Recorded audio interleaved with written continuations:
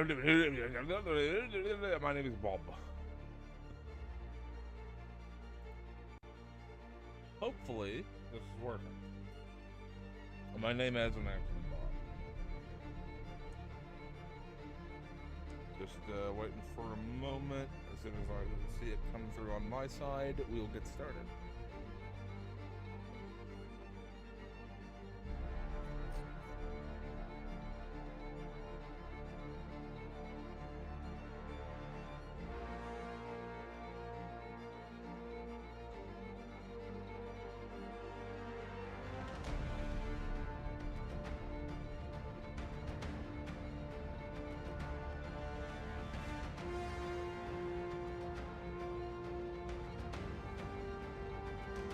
I will say, this music is fucking epic, ain't it?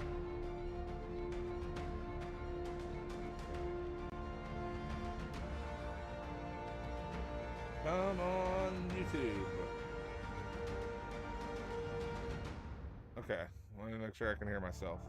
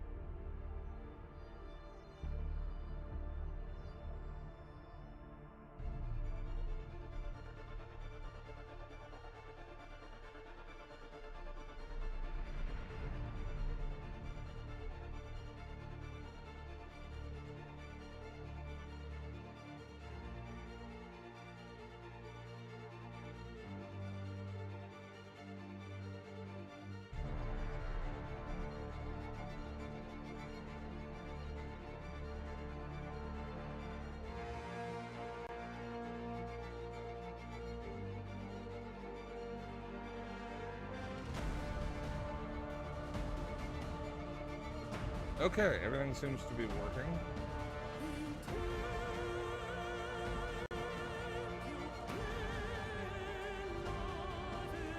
I'm gonna set my phone up as a chat thingamajiggy. It's a technical term. And welcome to Project Motor Race. This is a game I've been very, very excited about for a little bit. It is a spiritual successor to Project Cars and a few other games of this sort of scope. And this right here is the thing I'm most interested in. It has a career mode.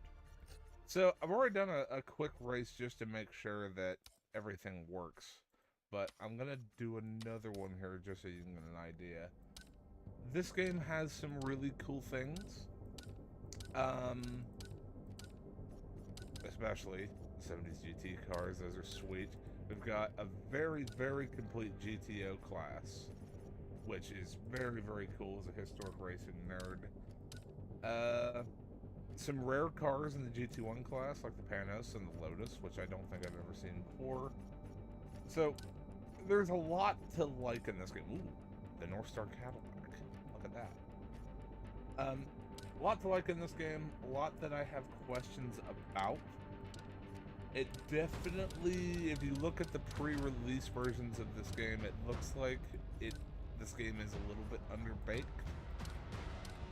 Especially with the modern content. Apparently there's some weirdness with the modern GT3s, the LMDHs, the GT4s. Haven't tried any of those yet. The only thing I've done is I did 3 laps around Mosport with this, just to make sure that my force feedback on my wheel is working. And so far so good. So, I'm going to jump into the very first thing that I'm interested in, and that is the Project Motor Racing career.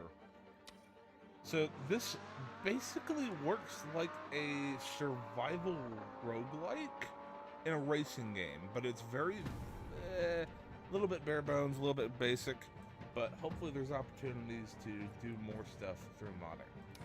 So this starts, let's see, driver name. Okay, team name. Hi YouTube. We race. Ah, it doesn't work. Okay. I just... Hi, YouTube. That'll work. Driver name.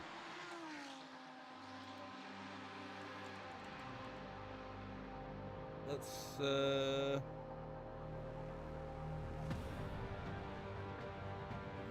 wish Ken was here. We would have some good ideas.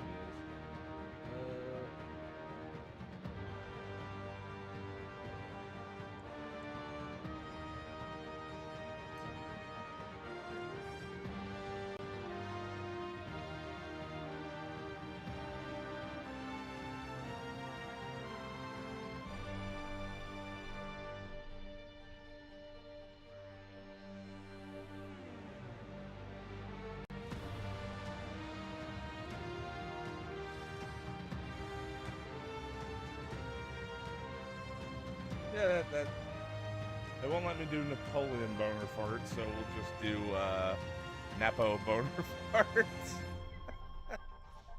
And okay, so you can build up your team name, your driver name, and you can pick what region you would like to start in, which is very, very cool. So we'll check out Europe.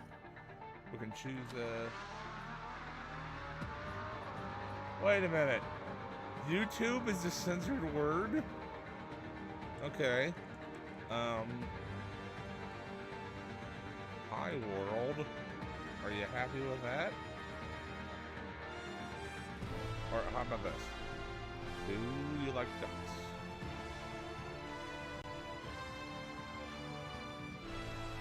Do you like duck? Do you like duck? Why is... Oh, your fart. Fine.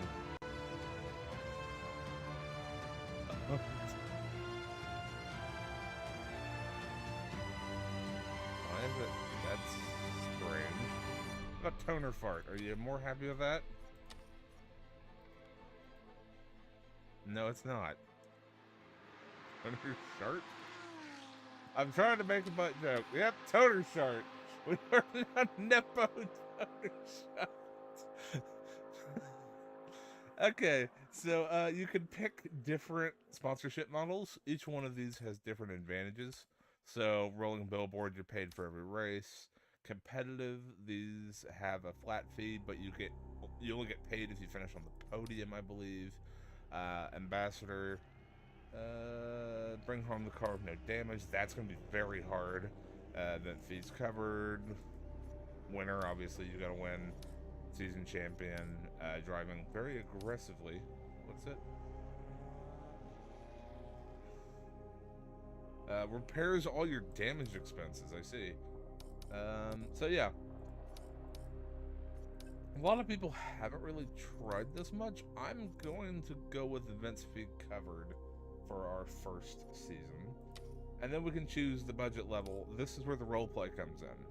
So you can choose to start as a global operation, which is enough to basically start in whatever class you want. You can choose to start in the mid-range, which this is basically, hey, we won the lottery, let's go racing. And then you can choose to start as a journeyman driver, which is what we're going to do. So we'll roll with that. And then here's where you can choose your career settings. So, authentic. This locks the, this is where the survival mode comes in. This locks the restart button and locks the events at a preset difficulty. It says 100%, but I've been told that in some of the smaller events, it will adjust slightly. Or you could do classic, which you can adjust everything manually. And then you can also adjust your race length. The races in this game are quite long for what it is, but we're gonna do that. So confirm. So now we can choose our first automobile, I believe. And we have $100,000 to play with. And my event fees are covered. So I could actually jump straight into something like the MX-5. Even though it's a slightly more expensive car, it's probably going to have more opportunities. Not a lot of paint jobs, though. We'll go with this this striking little number right here. Confirm. Yes, we shall buy the Mazda. All right, and now we can decide what series we would like to enter. The United Kingdom offers $201,000 in prize money. U.S. South, that offers $145,000. Okay. So these are probably shorter championships. United Kingdom trophy is probably going to be larger. That makes sense, right? Let's go ahead and register for this one, though. We're a European team, and there's a high championship purse. We are probably not... Oh, there's only 2 tracks. Interesting. We're probably not going to win this. At 100% difficulty, especially with running a modern car that has the sort of funky physics, and the AI is apparently very aggressive and very competitive in this game. I'm probably going to struggle. You're probably going to see a man finish last.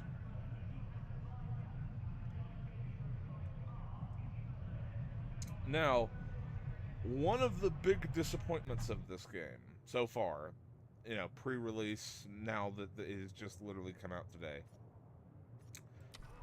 the game was advertised with a 32-car grid multi-class racing experience. That has not come to pass because of situations with the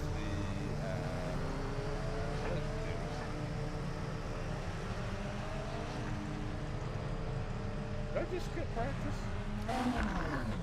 Oh, that's a very poorly designed UI. Oops. Oh, let's go for quality then.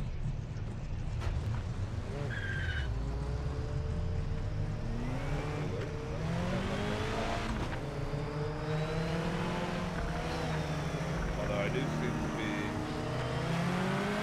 All clear. Pit limiter is on.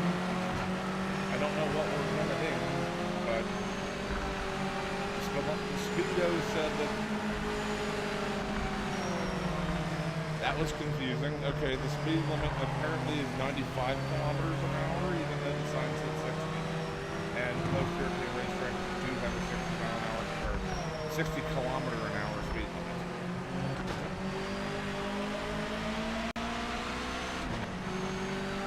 Weird. All right. But we're on track. Hopefully you'll be able to hear me okay. I might have to adjust some volume and stuff. In fact, you know what? I'm gonna do that right now because it is probably very, very loud. And you might be getting some feedback on the Yodi microphone. So I'll cut that in half. Save.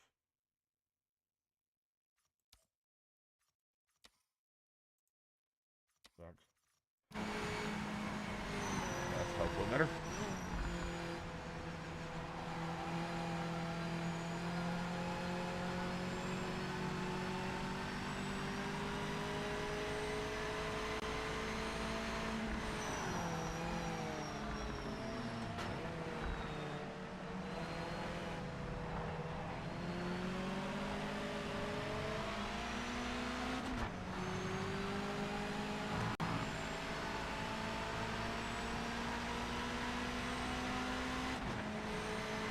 This is your calling lap. Make it count.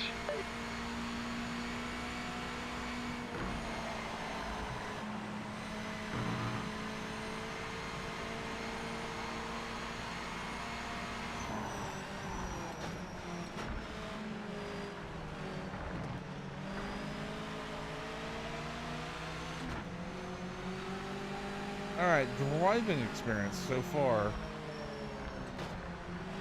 It's clearly trying to do more of the iRacing style FFB, where you're not really feeling everything on the road. It feels much more like you're feeling it like... You're not getting the seat of the pants feeling through the steering wheel. You are getting a... strictly what you would feel through the wheel in reality tactile feel. Which is okay, as long as you are aware of that.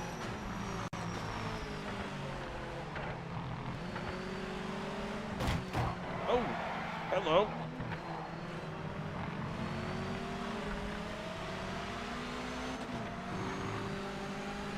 Is the AI doing what the AI does?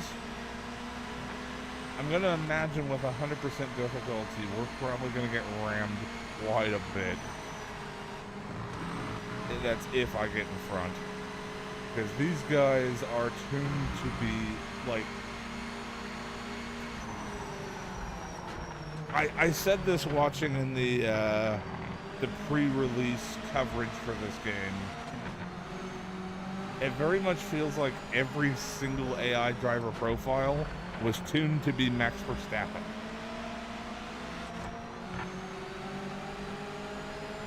Everyone is gonna push you to the limit. They're gonna late brake. They're gonna ram you. They're gonna do ooh, head animation. That's cool. That's totally not gonna make anyone sick. They're just designed to push you as hard as they can, because the goal for the AI being like this is to prepare you for online racing, supposedly.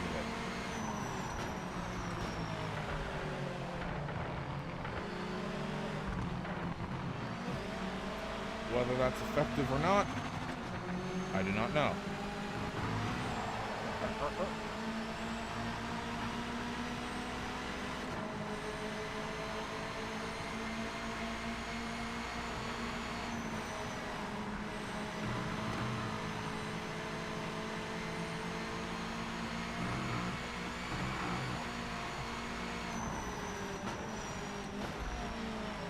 On top of that, the lap times in this game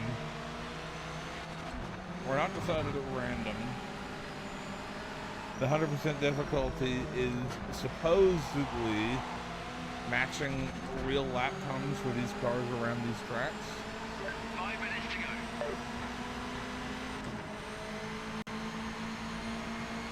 I hope this is an H-pattern car. It didn't actually say if it was a manual sequential or a manual H-pattern. I'm using it like an H-pattern though.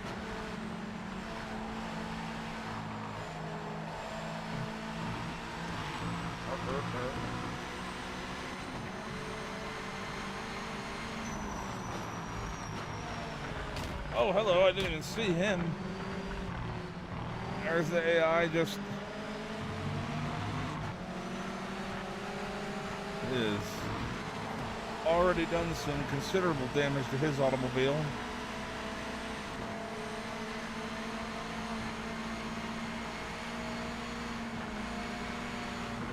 Mr. Boner Short is slow, as we all expected. Oh, that was a cool effect. You see that? The debris on the track getting kicked up by the wheels of the car ahead. That's very nice.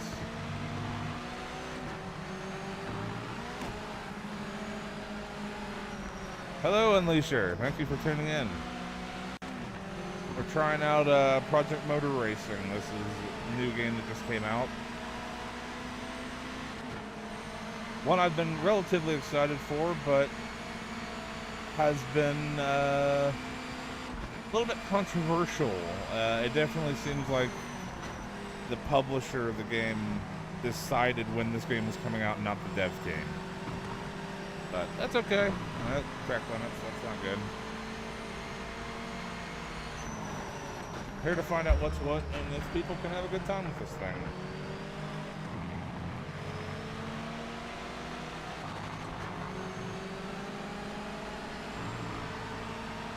Force feedback, like I said, very, very light, very, very direct through the steering.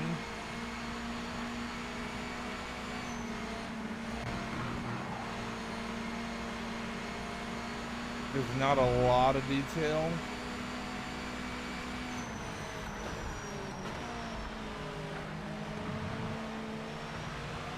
But if you listen to the developer commentary, ooh, that was a big stutter. Ian Bell especially talks a lot about their goal of getting the force feedback to be fed through the tie rods and not the steering rack. And hypothetically, what that does is that allows for a another track limit penalty. Oops, sorry there, bud. I didn't even see it. Okay, I just shifted without the. Does this thing have this? Does this thing have a sequential gearbox or an H pattern? It's acting like an H pattern. Can I look? Yeah, it's an H pattern. Okay. I want this guy to go. Maybe if he catches me.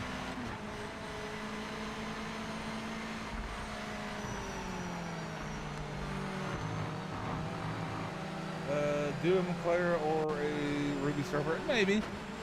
Right now, I'm just making up. I'm expecting to go bust my first few, like, campaigns. The way this career mode works is kind of like a roguelike, where it's very easy for you to bankrupt yourself with car damage and everything else. If I were to take a look outside this car, even just in qualifying, you can see my Mazda is a little bit beaten up.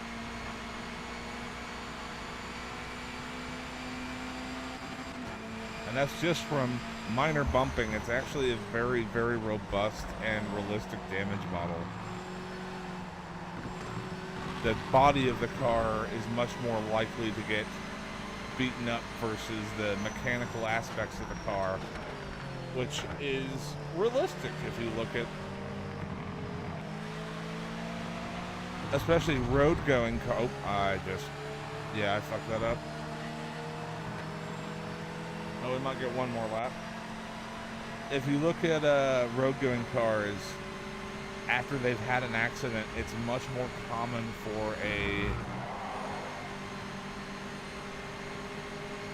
production-based chassis to have body damage instead of the mechanical components of the car. Thank you, Ben.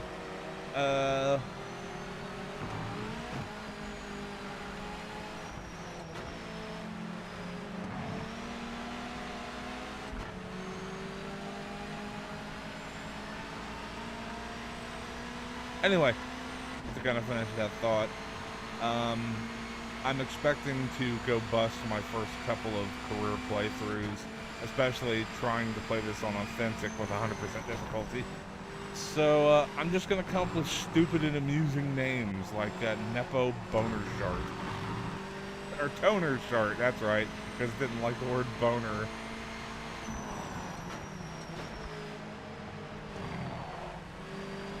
So I'm a very bad. Rolling around. Okay, one problem this game does have. I don't have an ignition button. So if you stall the car, there's no way to restart. And if we go to our settings and our control bindings, you can look, there is no starter or ignition button. Don't mind my slightly glitchy mouse having a stroke. But, yeah. Very, very unfortunate in that regard. So, basically, if you spin and stall the car, you are in deep, deep crap.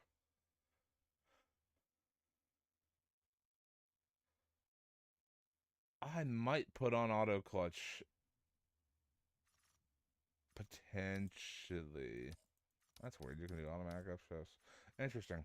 I might end up doing that if that becomes a problem. But for the meantime, we'll just return to pits. Pretty much as expected. But we can try and make it work from there. As expected. Oh. Uh-oh. Oh.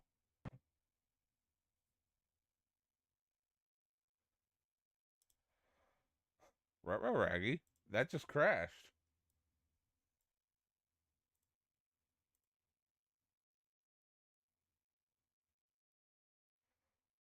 Interesting. Oh, that's what I was wanting.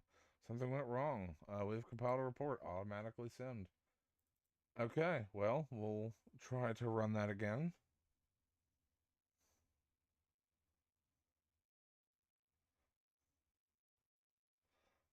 That's not a great view.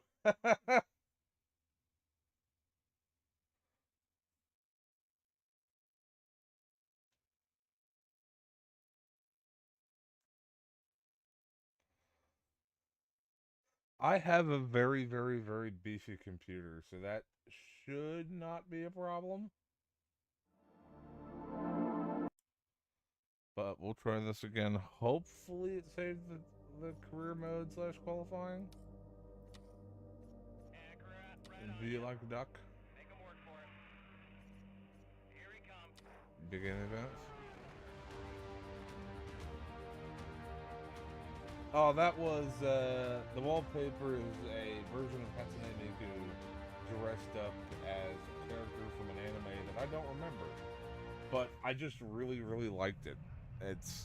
It's also kind of a curse because every time my screen has to switch it to a different sort of resolution, it defaults to that for some reason. Okay, so it did reset the whole event. Alright, we'll skip practice again, because I now have some ideas. Let's try... what the fuck? Okay, so that's just a fuel calculator. We only have hard tires. Let's try the trick for Madness Engine games. You can adjust your force feedback here. That's interesting. So it looks like it's kind of like Project Cars 1 where you can adjust everything individually should you want to. I'm looking for fuel. We do not need that much fuel, and we need to get this thing as skinny and fast as possible. Brake by a 71. Holy crap! Let's dial that back. Is there anything else I really want to do?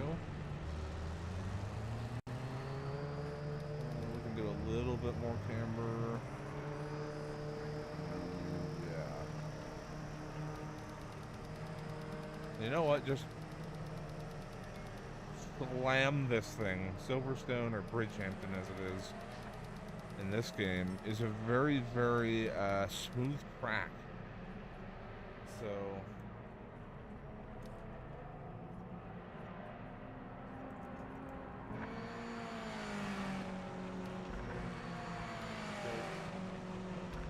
okay. Not ideal. We're starting last, so I hope you're ready for it. I seriously just did that, didn't I?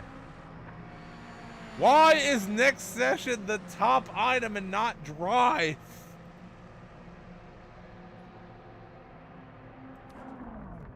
Okay, well, never mind. I'm putting fuel back in the car. I don't know how long this race is. 8 laps? We don't know how much we need, so I'm just gonna go with 35. Oops. Yeah, look. Why is next the top option? Drive should be the top option, and next should be at the bottom. Whatever. This is what happens when you let a sim racing guy design a UI. Keep focused. Okay, whatever. I have no idea if we have enough fuel or not, but we're going for it. Lights on, lights off, and we're away.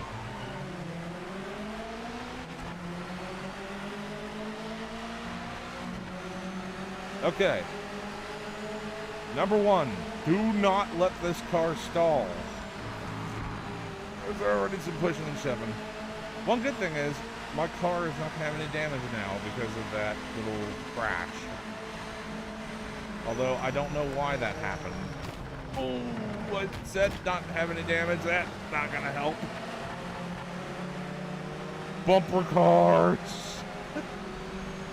That's probably $4,000 or $5,000 worth of damage in one go there. Bumper cars.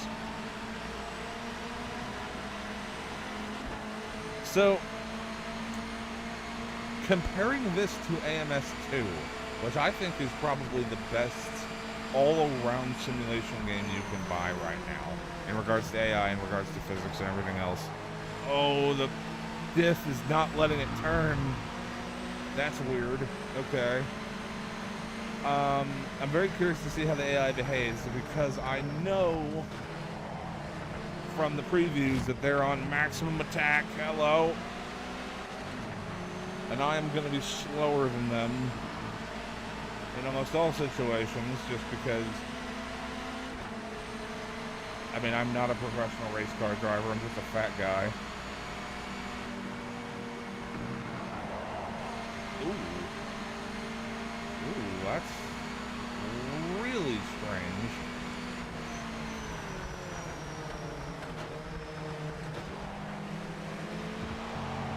It's weird, I don't have to use the clutch, but it is an H pattern. Like, I could just leave, okay, I'm just gonna leave my foot on the throttle and just slam it into fourth. It goes. That shouldn't happen. It should be grinding fourth gear to dust right now. And fifth. If this is an H pattern,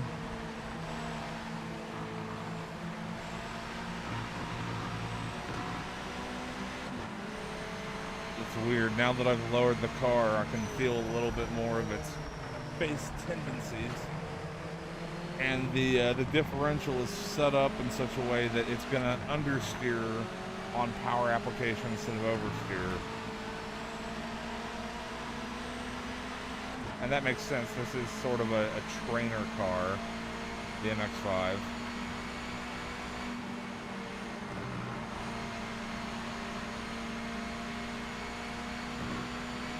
I'm going to shut up and try to get good here. Never mind. Get on the clutch. Get on the clutch. Don't let it stall.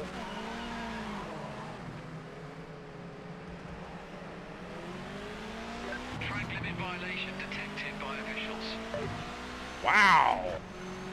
Okay, well that clearly didn't get fixed. So basically if you go anywhere near the track limits, you're just screwed. Alright, well, I apologize because of my incompetence in driving. Your review on the AI is going to have to be belayed.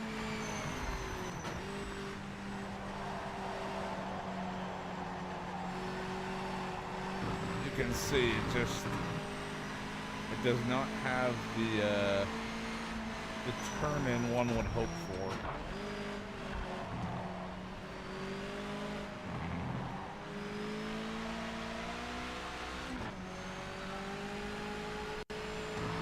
Boop.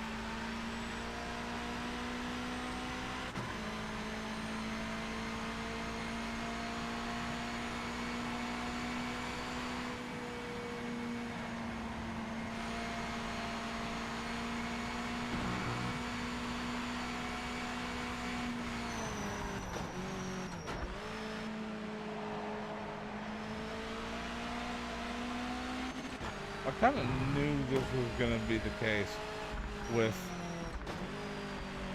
If you know anything about the developers of this game, they are all like either professional race car drivers, family of professional race car drivers, or they've been in the sim racing space for a very long time. And when they're complaining that AI in racing games is not hard enough, and that, you know, oh, they're not reaching the exact lap times consistently that they would in real life, that's how you know that the AI in this game is really going to test your mettle.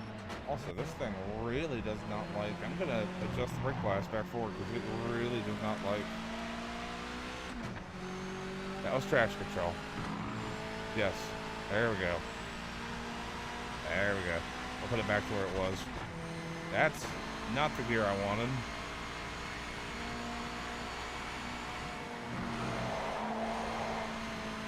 That,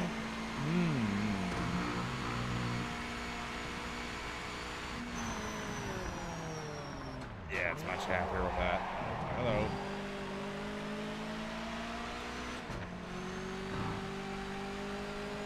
This thing drives like a V8 supercar. Oh, well, here we go again on the clutch. Brake, brake, brake, brake, brake. Don't hit the wall. We're good.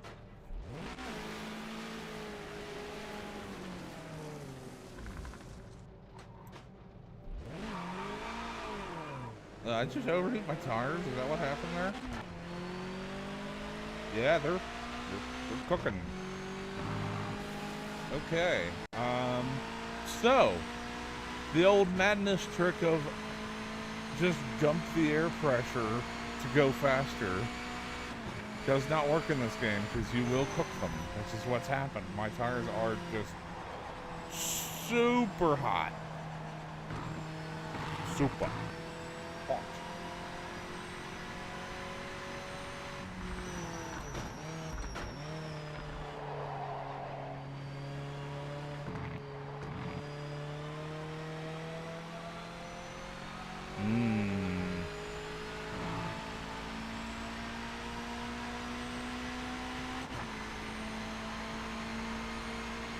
But anyway, this car drives a little bit, and differentially speaking, it drives a little bit like a V8 supercar, where downshifts are very, very violent. It really upsets the car. It puts a lot of torque through the rear wheels. I imagine with the high-powered cars like the Group C cars, that's going to be a problem. I also don't like that I don't have to use, like, I'm just not using the clutch. It's not simulated. But if we look down, that is the H-pattern gearbox, and not the sequential. Because the sequential has a great big long stick that comes up next to the wheel, and you just pull it back to shift up and push it away to shift down. So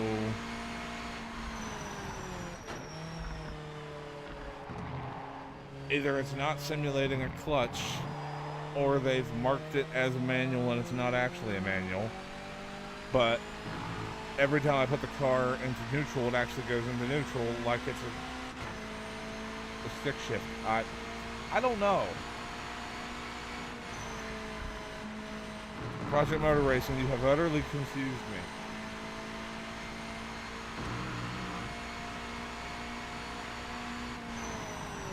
Only 2 more laps of suffering left. I apologize, you're just watching a man suck at driving. To be fair, that's most of my streams.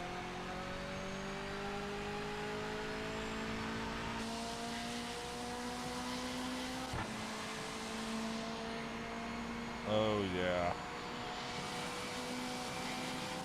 Yeah, that's gonna be a few $1,000 worth of damage. Yeah, you can see, okay, if you don't use the clutch while shifting,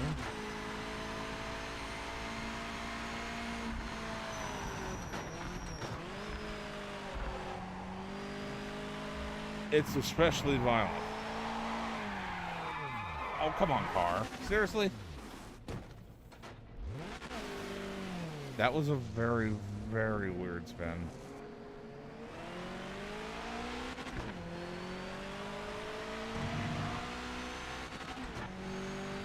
Although, tires, yeah, they are cooked, as the kids say these days. But actually, am I 30? No, I'm 29. Oh, why did I think I was 30? Never mind.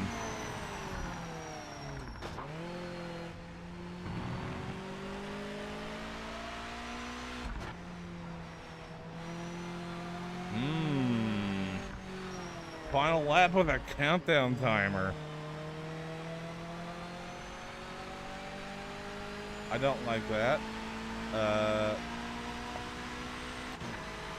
also, you can see if I let go of the wheel, I've got a little bit of damage on a tire because it's dump da dump da dump da dump da dump. But the adventures of Mr. Toner Shirt is not going well.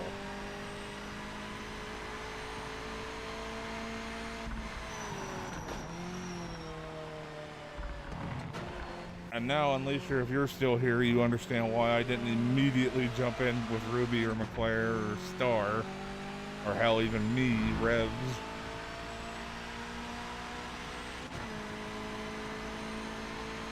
Because I'm gonna suck. Okay. Actually, it looked like the AI had a pretty competitive race there. So finish weekend, dead last, no money, no bitches.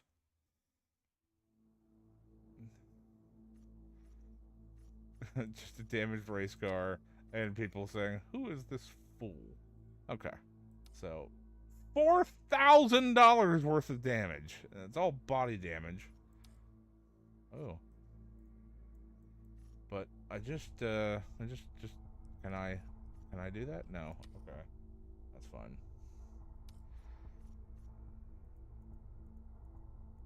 To be fair, okay, if somebody just showed up to a car race with no experience whatsoever, and that's pretty much how you would expect them to perform. They'd finish off the pace, they'd probably spin a whole bunch. Because you gotta admit, you gotta understand that race car driving is a very hard thing to do, even in terms of cars like this. I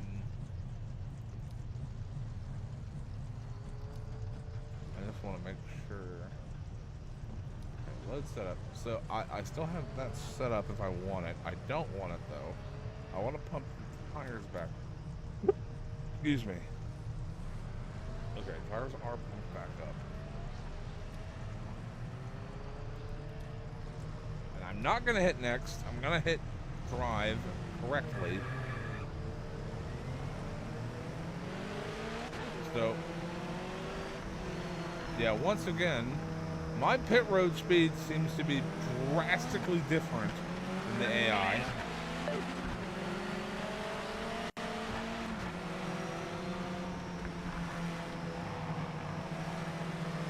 I'm gonna switch to sequential mode on my shifter real quick, because I just want to see if it'll let me. Yeah, it will.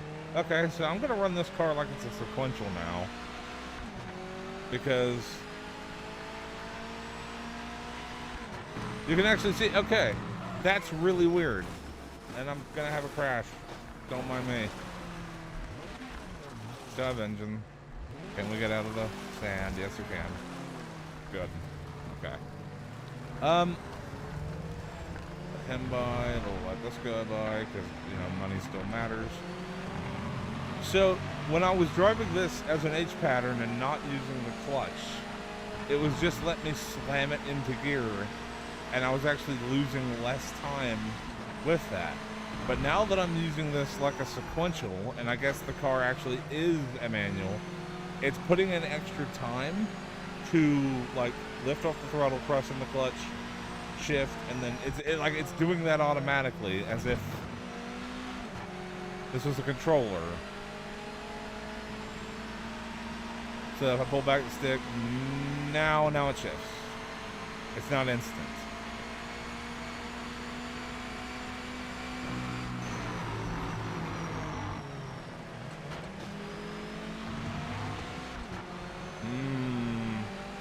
Alright, if I put it back into H pattern mode, fourth, instant.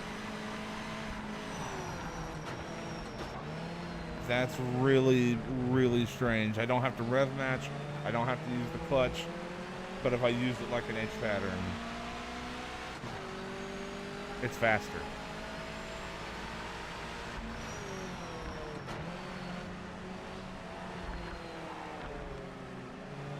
Project Motor Racing, especially if you want to have competitive online races, That's something you guys need to fix. You have to, especially in the modern day, you have to simulate a clutch and just have that as a thing for people who want it. Because right now, clutch pedal is useless. It just slows you down for the sake of simulating what you do. And I guess it can be helpful on downshifts because you can kind of control how that massive torque spike on the rear wheels comes in. But it's just faster than just smashing into gear.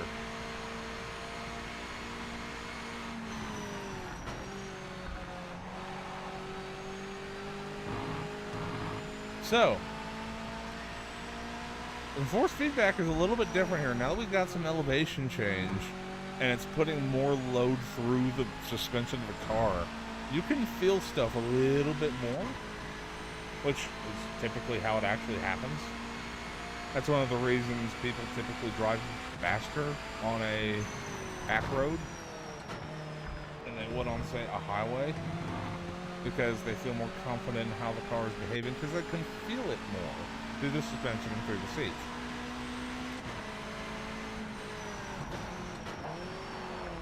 Oh, I definitely should have used the clutch there. I didn't like that.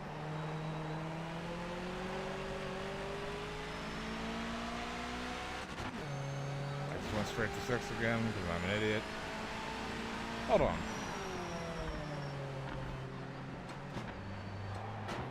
No, it isn't.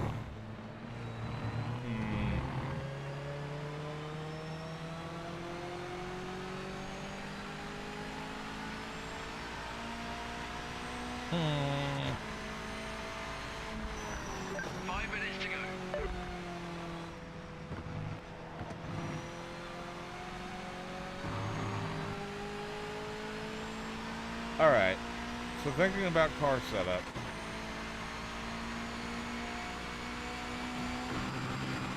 The chassis is very, very neutral. The differential is set up for understeer, which is not necessarily a bad thing. That makes it very beginner friendly. The gear ratios are very, very long, and I don't know if we can adjust them in this car. I need to look.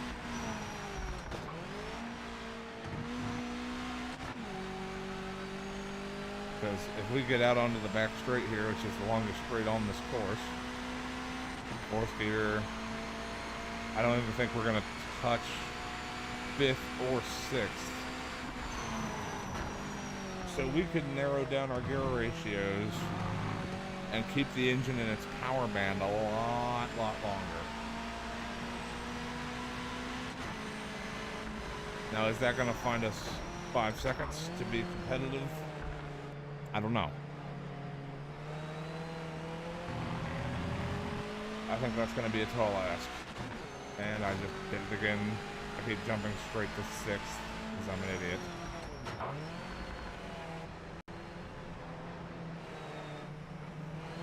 Let's see what happens if we bring the car in for a pit stop. Pit limiter's on.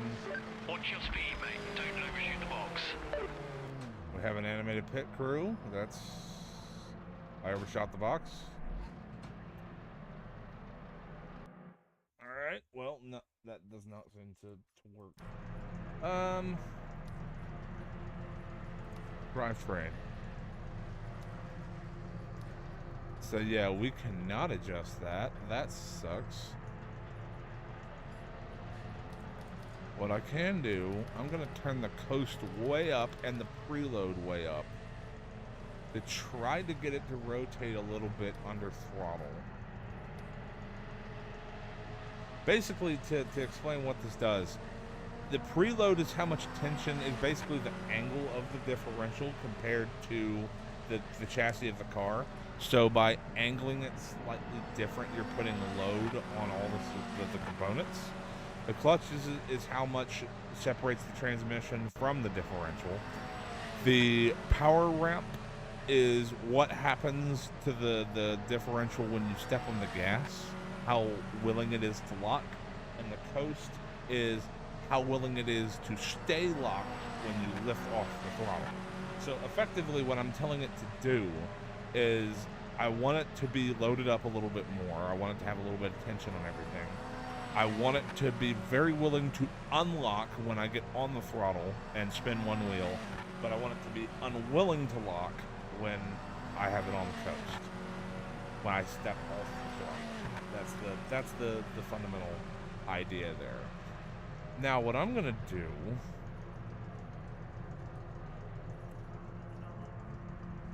I am going to stiffen, maybe, question mark? See what happens. I'm gonna stiffen the rear end a little bit. You know what? I'm also gonna lower just the back until we're just about even. Yeah, let's try that. There's no real aerodynamic properties with this car. I'm gonna say, yeah, it's probably for track. There's no real aerodynamic properties with an MX-5. It's just, I hit next session again! Oh, that's annoying. Excellent time, so we'll be at the back. I did it again.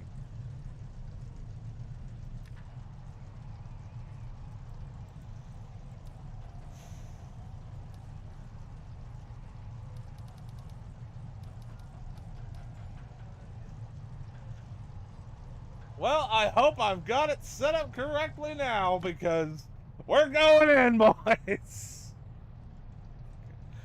Oh, the UI. The UI's not good.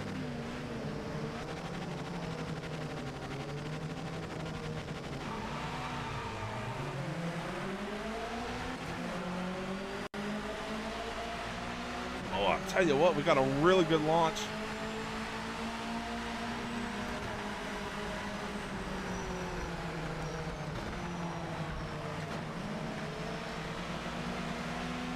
I've made it understeer under entry, but when I want to get on the power, which I can do earlier, I can do that now. So ideally what I would do if I actually ran the sessions I intended to run, I would back off my coast setting just a little bit, because now what I've done is the car understeers on entry and oversteers on exits. So as long as I can keep the throttle on and I can keep that differential unlocked, it turns.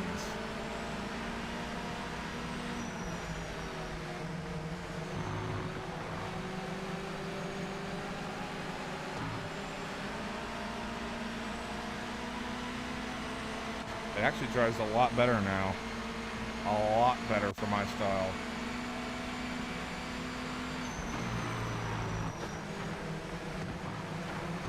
Gotta nail that. No penalty. Good.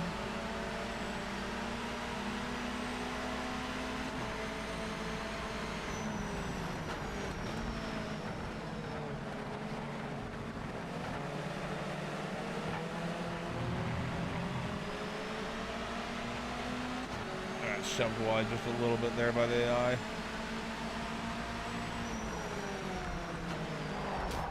Oh, hello. Oh.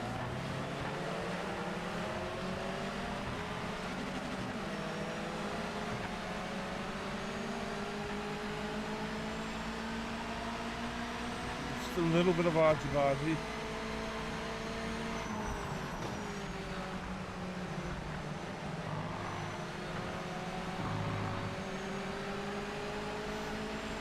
Yeah, so if I could restart, which I can't, what I would do effectively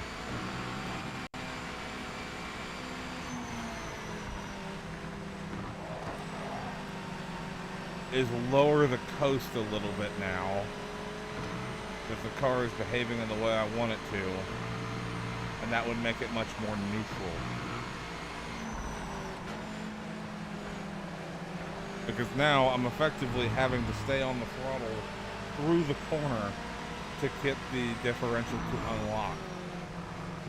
Oh, that's gonna be a penalty. Oh, no, it's not. Okay.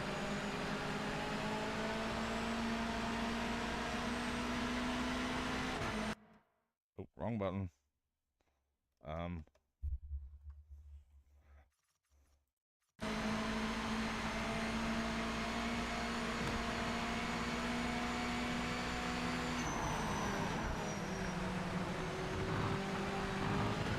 Track limit violation confirmed by officials. Okay, so you can cut there. That pretty much guarantees I'm gonna finish it last.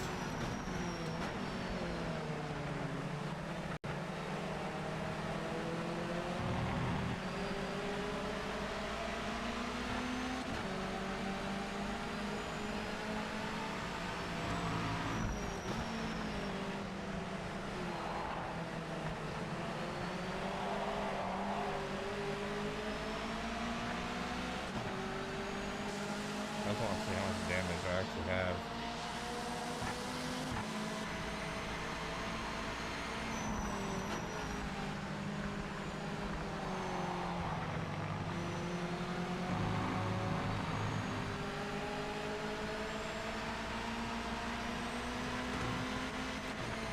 Oh no.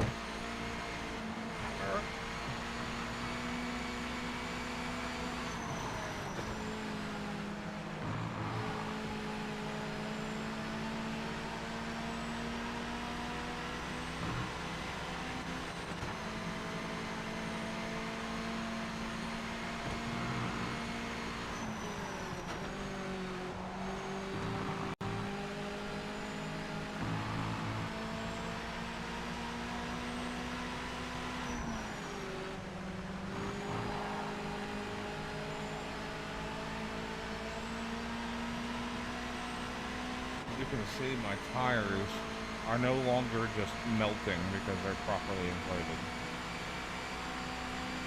100, down, turn in.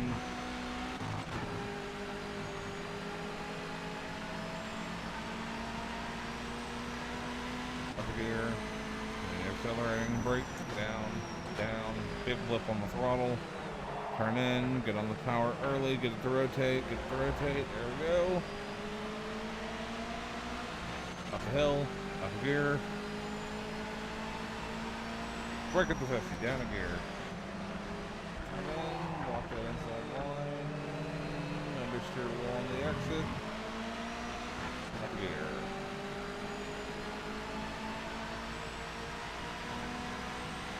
Up a gear.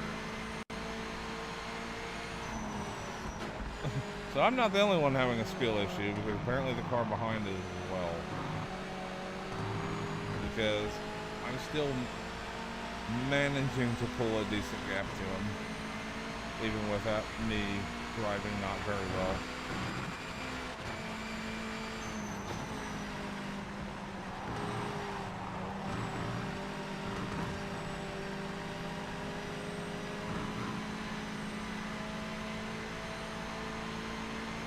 However, I think it's clear that I'm going to have to get a lot better before I can challenge the 100% AI in this game.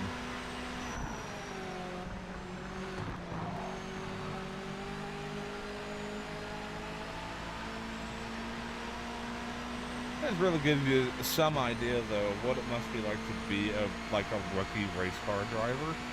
You know, you're not in the best equipment. You don't know the tracks. You don't know where you're going. I'm sure that if I just did this championship over and over and over and over again, practicing these two tracks, if I were to spend the whole day doing that, I would probably get onto pace with these cars. I'm already starting to feel like I'm reasonably fast. I just gotta get into the slipstream range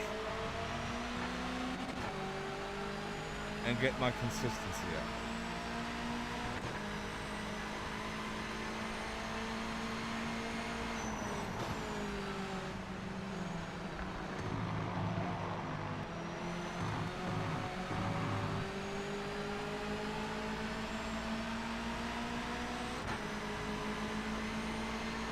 But I guess this is also what separates real race car drivers and the mentality of real race car drivers and people who do this as a hobby, as sim racers, and as just racing fans in general. Well, this is awesome. Like, you know, I'm having fun even though I'm losing. I like the core aspects of this career mode. The authentic mode, there needs to be an authentic light, which turns the difficulty down to like 90%. Because if you're playing this on a controller, and you're getting stumped this hard, and you're just a beginner racing fan, you're gonna go, hey guys, what the fuck, this is impossible. But this is, if the goal is we want to train you for online competition, well, this is what it's like in online. Usually you've got a pack of cars at the front that just runs away.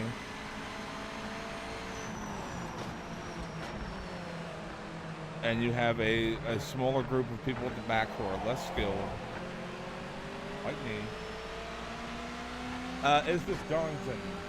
This, yes, but in-game they don't have a license for it, so they call it Derby, which is, I believe, the county that Darlington is, come on, is based in.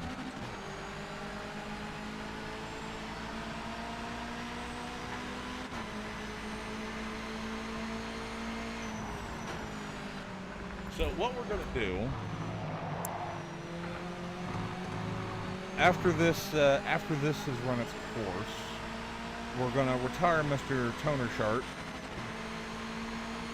He tried to make it in racing and he didn't do a very good job of it, as the world is now bearing witness to.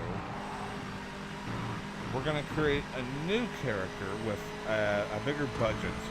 We're gonna jump into one of the faster cars, and we're gonna see with a slightly lower difficulty level from this authentic mode in the classic mode.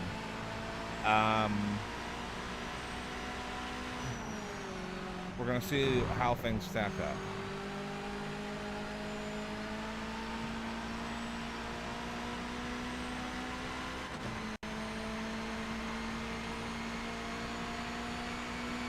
It is clear though that the AI in this is very, very fast. If you can imagine sim racing on a bell curve, right? The people at the beginning of the bell curve are the people who are rookies. They're on a controller, perhaps. They don't have a very good understanding of car dynamics. So they're just kind of they're the people that come from, say, Mario Kart, right? Those people are not going to get along well with this game. Then you have, oh my lord, hello. Oh, hi. Okay. There's a fucking Peugeot driver just rammed me as he comes past. You know what? Put the moves on you, son. Eat shit. Okay. That game, why did he not spin? I just rammed the ever-living fuck out of that man. He should be in the barriers. Also, notice how the sound of the engine has changed. Whatever damage I did to the front.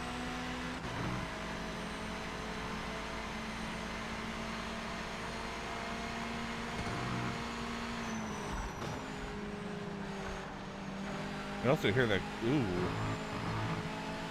I also done some serious damage because it sounds different.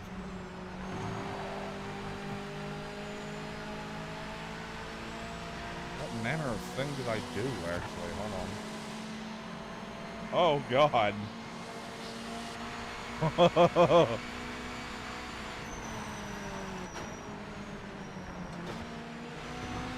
My poor little MX-5. And even with me ramming the ever-living hell out of him, he probably has serious damage as well from that. But he's catching back up.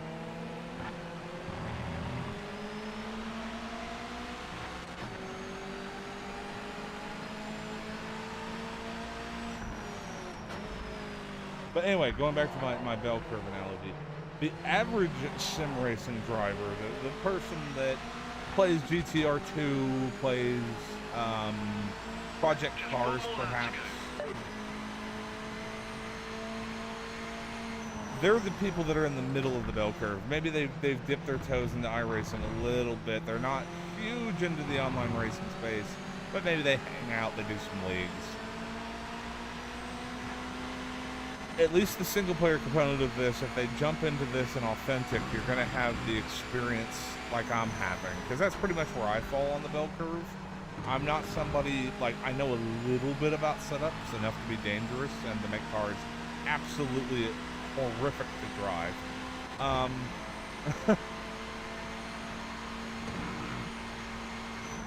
I know what not to do with setups to make cars just terrible.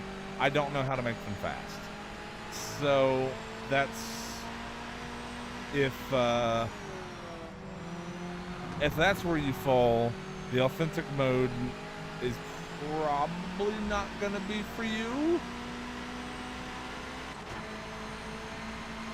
Unless you really want to push yourself to the end of the bell curve.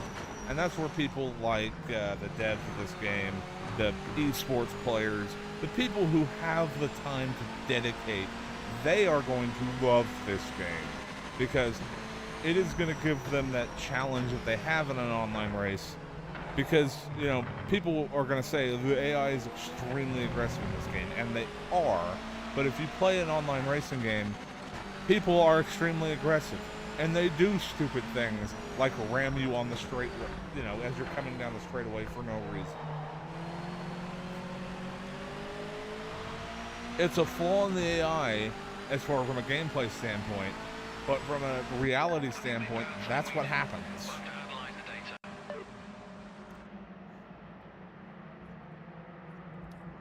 All right, I finished in last because I had a penalty. That's right. Even though I should have sent that guy to the fucking barriers with that ram. But, safe to say, I only did $2,000 worth of damage. You know what? Not good. But, alright. So, do you like duck? You like duck? Yes, that's Mr. Toner chart. We're gonna delete that. That was a very good introduction to the Authentic mode.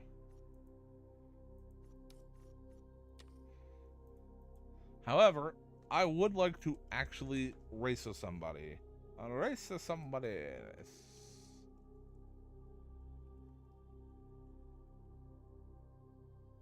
Race somebody.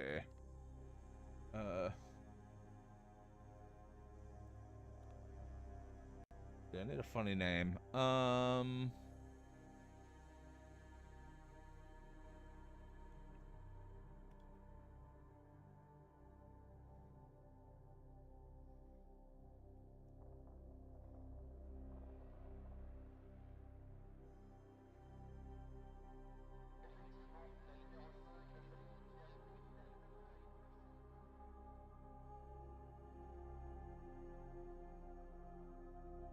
Steve Spritle? That sounds like a race name.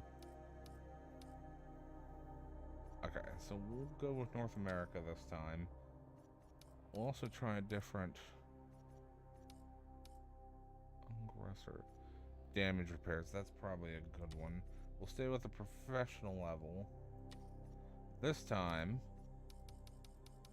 I'm gonna dial this back down to about 90%.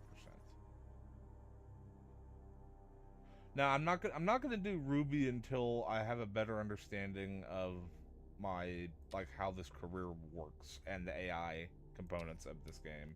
Because as you saw, with 100% difficulty on the Authentic mode, this game is brutal. This game is really hard. So, I don't want to, because, you know, if I jump in with Ruby, I'm gonna embarrass her, and I don't want to do that.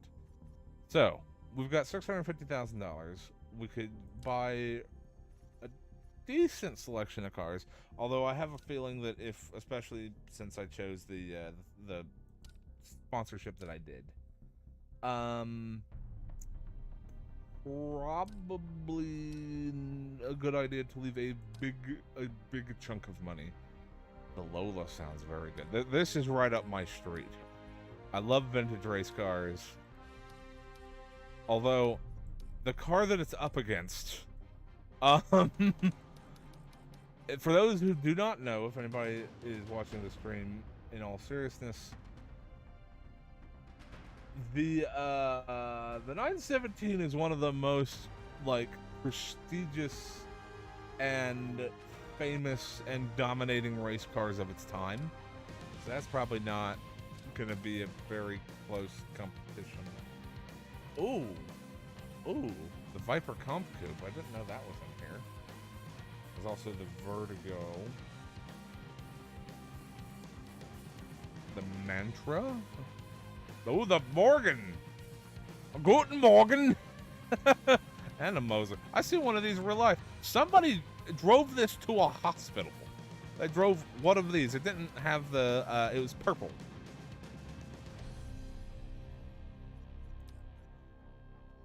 Very surprised to see that. The TVR, there's some really cool cars in GTN. Okay, so this is where we were. Also, notice the prices of the cars have changed. So, because we picked an American team this time, a lot of the American cars have become cheaper. Like this Camaro. Oh, I really like the Camaro too. We got some really nice liveries. Ooh. Ooh. The Mazda. These things, these are one of the best sounding cars ever, if you've ever heard one of these in person. The Mercury Cougar. I'm very surprised they decided to do the Cougar and not the Mustang or the Mercury, which also ran in this series and ran this style chassis. And then you also have this. Ooh, yes. If you want a car you'll never be able to see out of, this is a good one.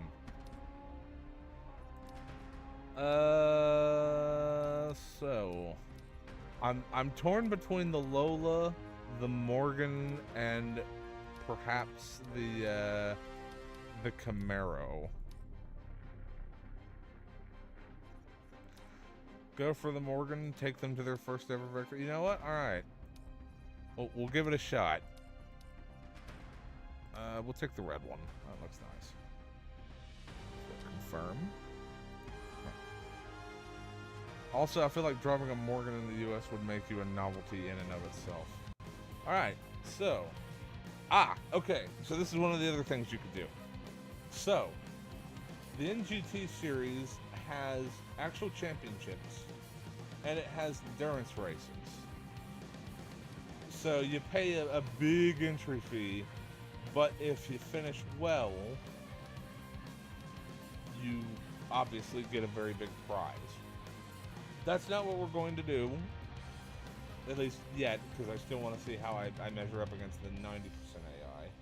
So we'll jump over to the United States. And what have we got? 5 rounds. So we got Daytona, Sebring, Lime Rock, Mosport, and Mid-Ohio. Ooh, Mid-Ohio. Very cool. I like Mid-Ohio. I did not check. Was this car an H pattern? I assume it's not an H pattern, but I genuinely don't know. I'm gonna switch it to sequential just because I can. Do not hit next. Do not do that. Okay, so if we look down.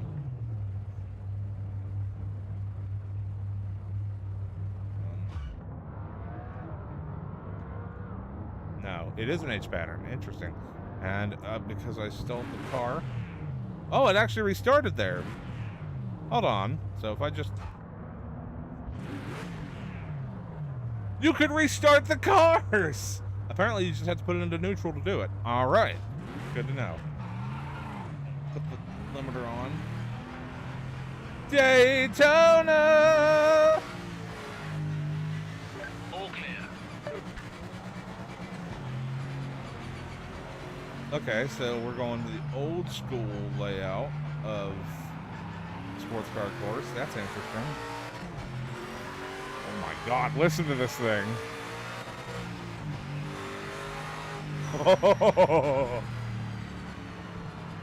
Oh, I like the sound of this thing. Okay, so let's see if we can no clutch shift in this thing too. I'm curious. So I'm in third, going for fourth, no clutch. Yeah. So obviously the clutch is just not simulated. Which, in reality, if you tried to do that in a car, it would just not go into gear. Unless you just happen to be at the exact perfect RPM, it would not go into gear. This car is like the British hot rod. Yeah. I don't know much about Morgan. I know Richard Hammond on Top Gear loved these things. And I saw them in Toka Race Driver back in the day, but I don't know much about them. So I'm very curious to see where I line up. I was, probably 5 seconds a lap slower with the MX-5 on 100% difficulty. Now that I'm at 90% difficulty, I want to see where I line up here.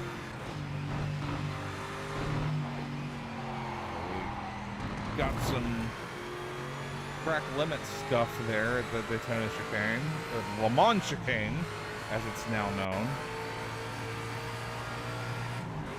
Oh, there's a gear in there somewhere. We're going to find it. There goes the Mosler. Oh, the head animations. Oh, that's so weird. Oh, we got a hell of a slipstream. Oh, we're all over the limiter. The Morgan wasn't built for Daytona.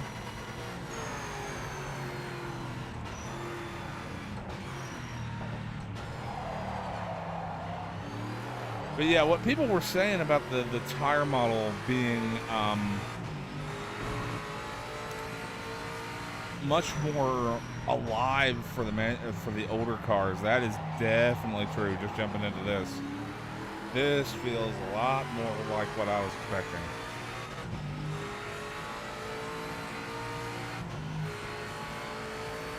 You see the Mosler though is still just fucking off into the distance. To be fair, the Moslers were at the absolute top of their class in this series. It was that and the M3 GTR and the Porsches that were usually fighting for the win in this era.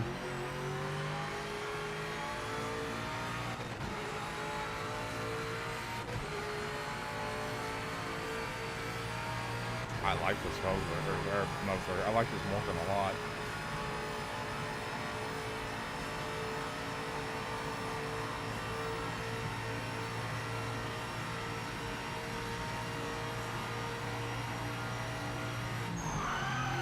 Oh, hello.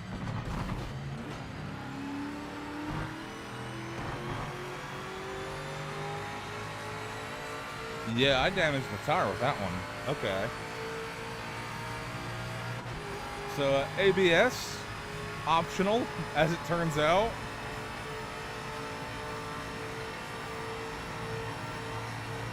You know, on the looks department, this game does not look as bad as YouTube probably makes it out to be.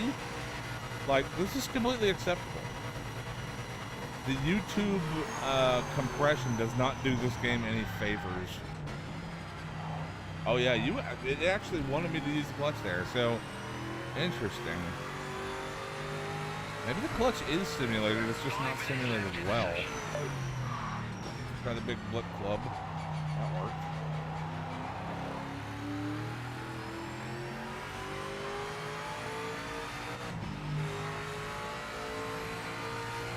Like, is it as good as Forza Motorsport? No. Is it on par with the original Project Cars? No. Is it on par with Project Cars 2? Yeah, I would say that, as far as graphics are concerned.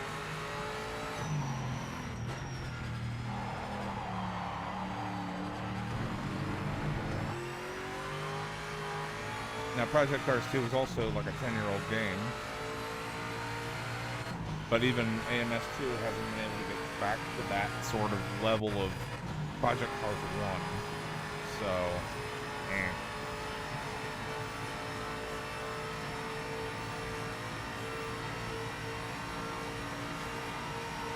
So I'm still a little bit off the pace. Although I would say now it is more down to driving skill issues than the AI just fucking off and going into the distance. I think once we get into the actual race, I think with Slipstream I'm going to be okay, but we'll see. I need to learn a little bit more about how these cars actually behave.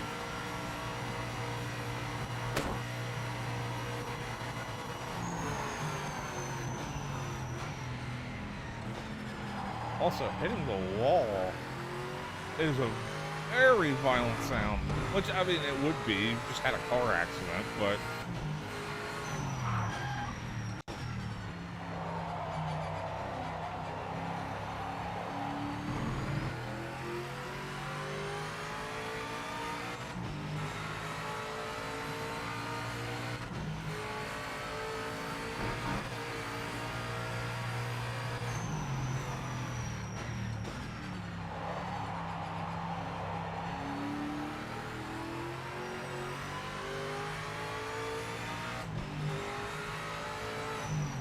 One thing this game does do very, very, very well, and I think some people are really not gonna like it, is the feeling of power steering assistance. Obviously, most modern cars have power steering, and that includes most modern racing cars. Of course, endurance racing cars like this are going to have some form of assistance.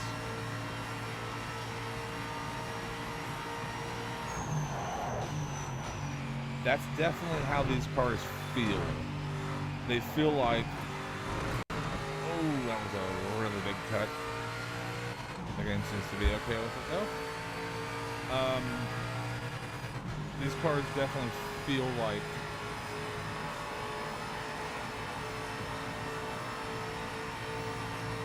They feel like they have power steering. I guess the best way to just explain it is just to say it like that.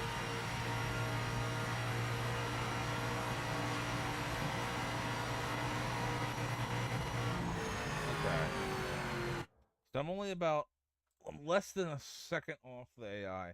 So I could probably bump it down just a little bit more for future. And that's about where I'm going to be at the beginning of this. But what I want to see, yes we can. Okay. I do not remember... Do I increase the final drive for more top speed or decrease the final drive for more top speed? I don't remember.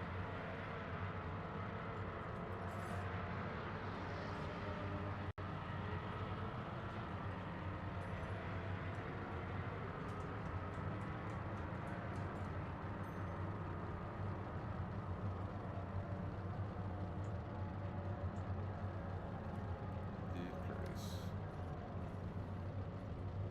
Try that. Did that save? Yes, it did. Alright, so it looks like I missed it.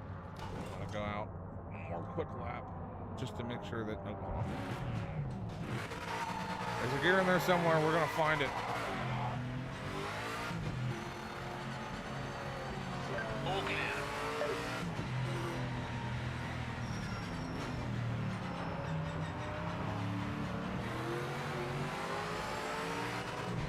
I just want to make sure on the super speedway course we can get enough top speed that Slipstream is going to work in our favor.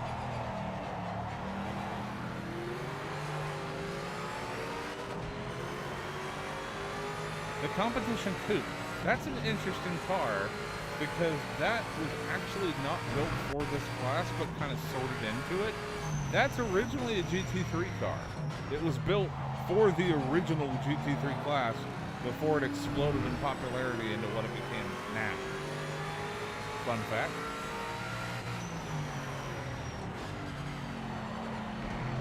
I think it's the only car that was downgraded into GTN before GTN died and became GT3.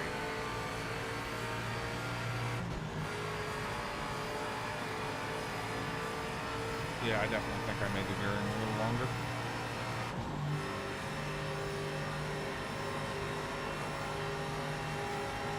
Almost too long.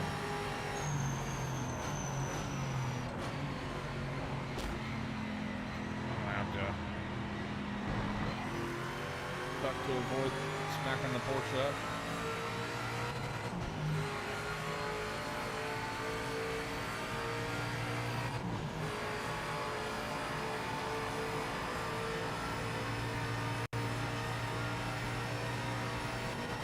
Okay, so they do not have the balls to go through wide. That's interesting. I do want to tuck in with the Mosler here, though.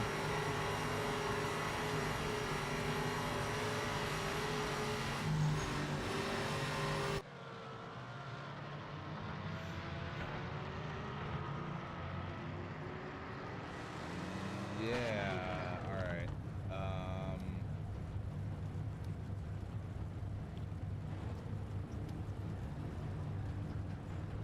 I'm going to reduce the rear wing as much as possible because this thing is dragging a lot. I'm also going to dump fuel for qualifying because I don't think we're going to need all that much. And that might be enough to get us not... Don't hit that button!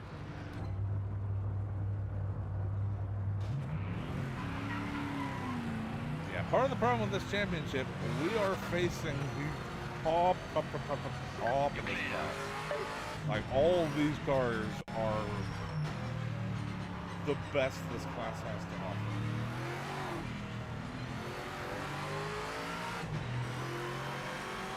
Well, I should put it on soft tires too, hold on.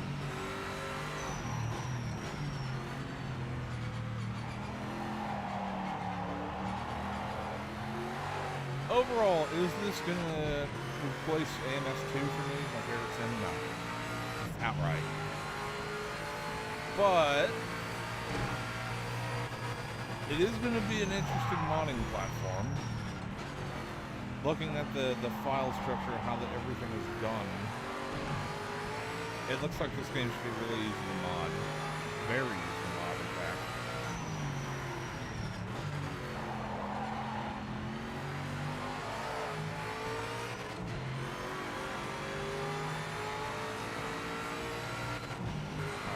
Mr. Mosler, I would like you to come by if you feel like it. Because oh wait, it didn't say my gear ratios.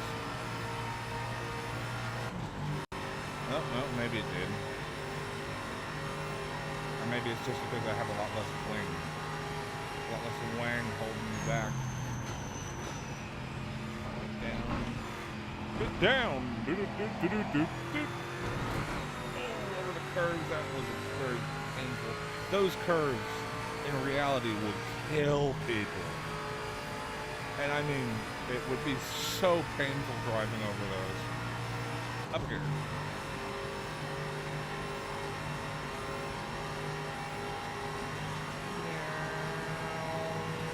This thing is very cool. Qualifying lap underway. This one counts. So I definitely think we made the right changes setup-wise. A little bit less fuel, a little bit less wing.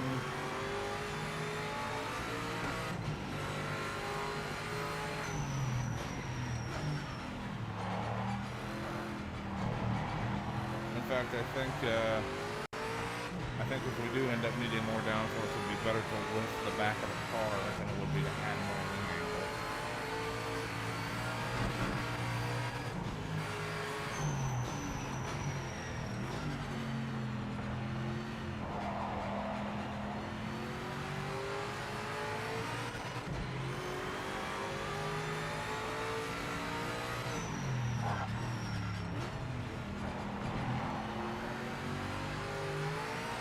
The car list, the track list, the car list. It's really good in this game. There's some really cracker cars in here. Like this Morgan, that you just don't ever see. Also, I'm trying to move my mouse because it fell off the table.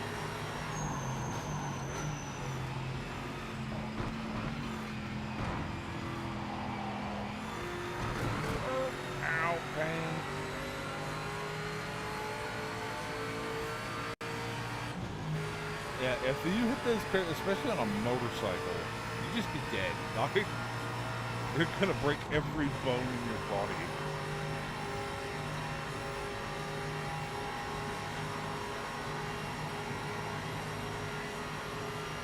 Come on, power!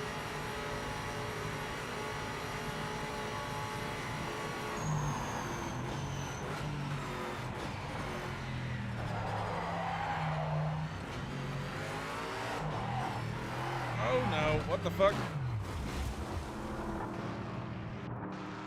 Well, it was a pretty square hit and it didn't do much. But that was all lag. I don't know if you guys could see that. The game started stuttering right as that happened.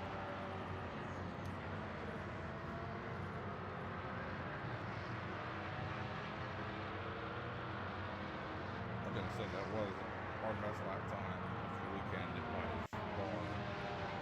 But it's not gonna be good enough.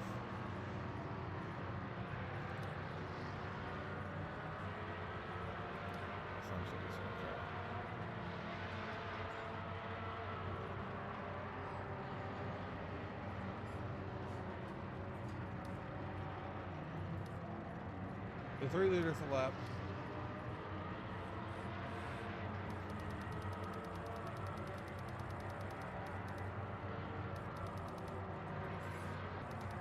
It reckons 40 liters of fuel should be enough to make the race.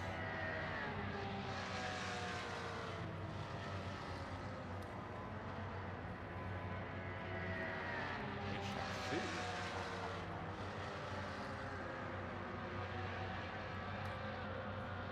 Not really where I projected to finish up in quali, but we can try and make it work from there. Yeah. Yeah, that sums it up pretty nicely. The Morgan is just a weaker car in this class. That's okay.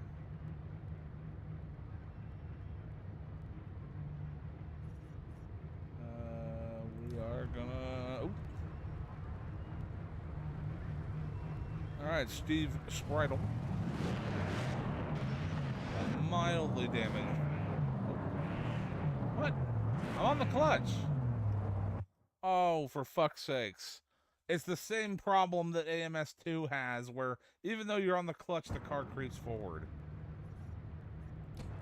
If this was authentic, I would be beyond Good pissed. start. Remember to keep the nose clean into turn 1. Okay, foot on the brakes. Stop it from doing that. Rev the nuts off it, and away we go.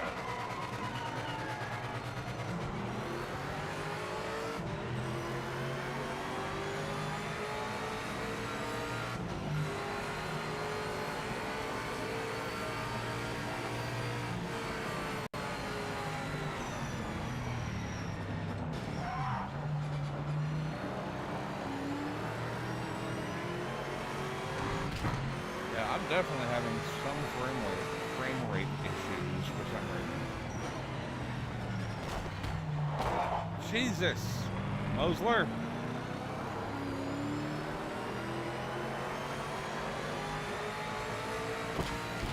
What the fuck are you doing? Jesus Christ! They're trying to kill me! Track limit violation confirmed by officials.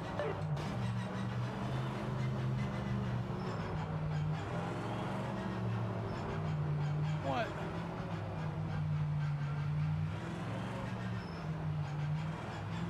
What?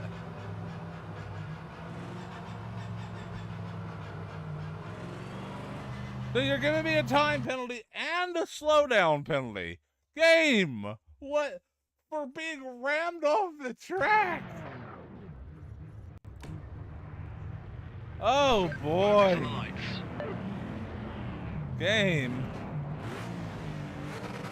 Yeah, this needed a little bit more time in the oven.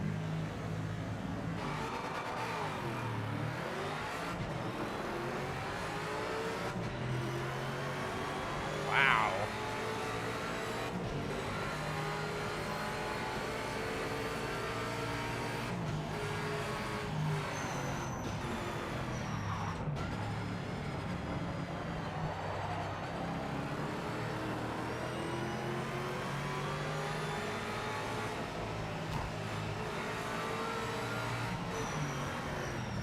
I'm here. I'm alongside. BMW just gonna stop for no reason on the apex. Thank you.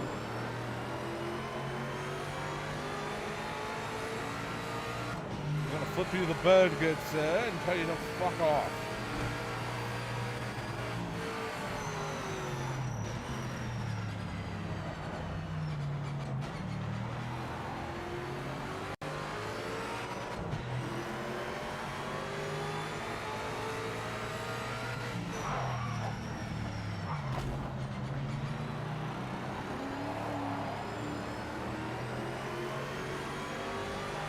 What do I say? Everyone, all of the AI just drives like Max Verstappen.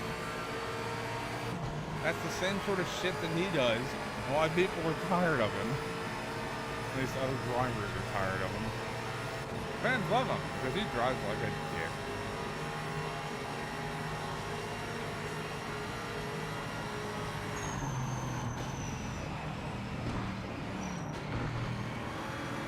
I can't say anything because Kyle Larson does the same shit in NASCAR, so.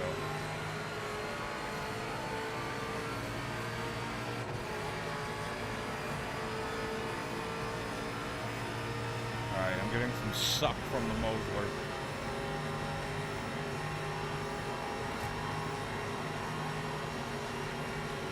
I clearly have some front end damage.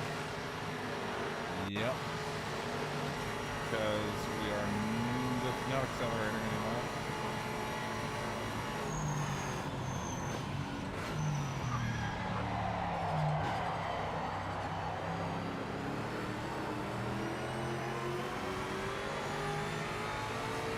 The frame rate is not good. We're running about, I don't know, probably 45 FPS right now. I don't know why. It was fine until that little moment in qualifying, so I don't know, maybe there's like a RAM leak or something.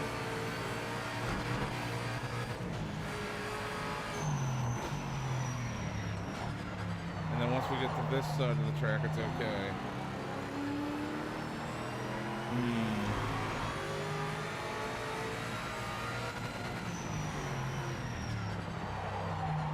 One thing I've noticed, the AI is hyper aggressive on you passing them, but once they get behind you,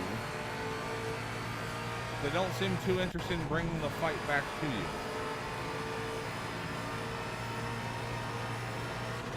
Also, I'm gonna need some heroics going into this chicane.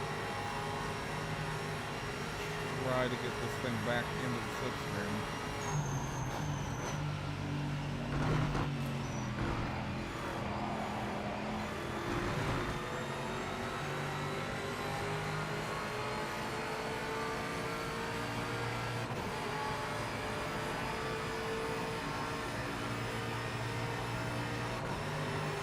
We're in the gentle suck range, but not enough.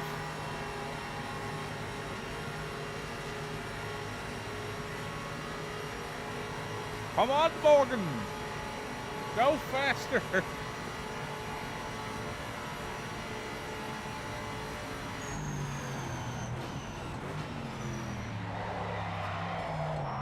Oh, it's just not. Track limit violation. What? Game!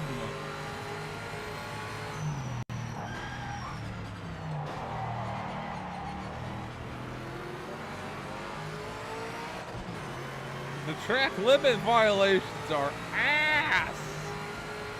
You gave me 2 seconds for understeering wide.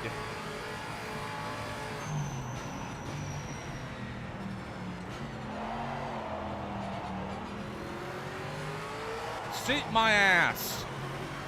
That's what I have to say.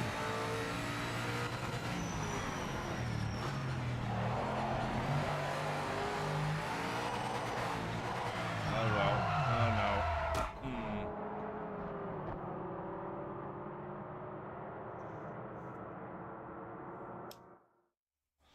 That's really, really frustrating. I'm not gonna lie. That just let's just have a little look-see-do on the.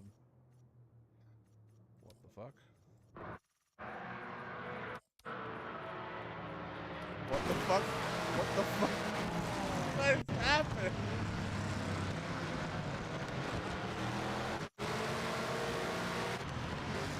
So this is where the 2-second penalty.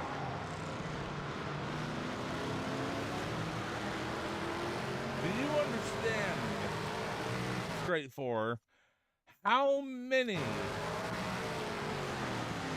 penalties would be handed out in the 24 hours of Daytona if this was a 2-second penalty? Also, what is with the frame rate? Look at that. That is not worth a 2-second penalty in any time, shape, or place. Also, why is the fucking camera broken? Oh.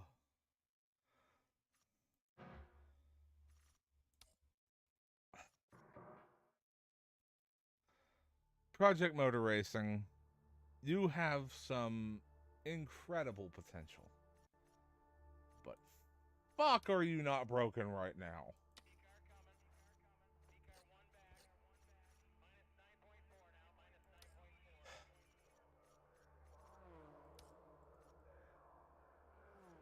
Oh yeah, I do have the what? What the fuck? That's right, I'm supposed to have these.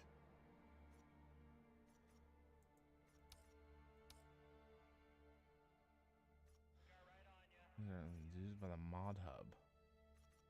But I don't have them installed. Okay, well, how do I...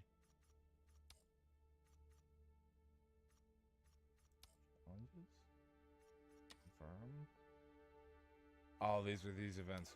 Which, all of these events, which I'm really looking forward to doing, bleh, are also at 100% difficulty. And I'm not fast enough to do that.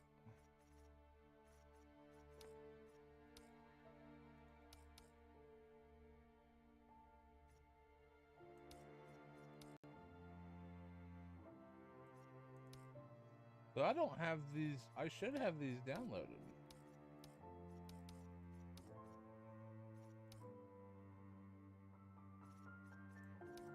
In fact, I don't have the mod manager at all.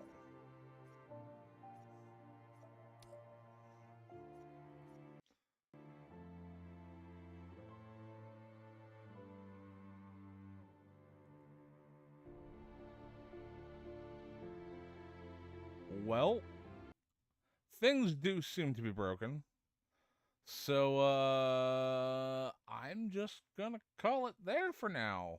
Until I can figure out what the hell's going on. Thank you for watching. Project Motor Racing, it needs a lot more time in the oven. There's a lot of things fundamentally that were obviously built for the far end of the sim racing bell curve, and that's okay. They need a game as well. There's a lot of stuff that doesn't make sense.